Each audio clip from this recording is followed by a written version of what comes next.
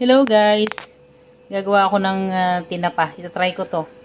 Dito ko usukan. Yung ilalim nitong foil na to, may bigas. Ayan o, may bigas yan. So, pag umusak siya dyan, mas maganda. Yan na siya. Ito, sasalansan natin dito ganyan.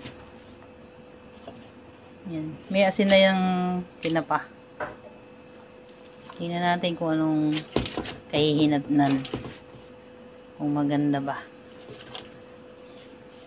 Sabi nila okay daw to eh. Sana nga. Yan. Wala akong bistay. Dito na lang. Dito sa abroad. Kanya-kanyang paraan. Paano ko makakagawa ng mga pagkain na ginagawa natin sa atin. Yan. Diba? Hihi.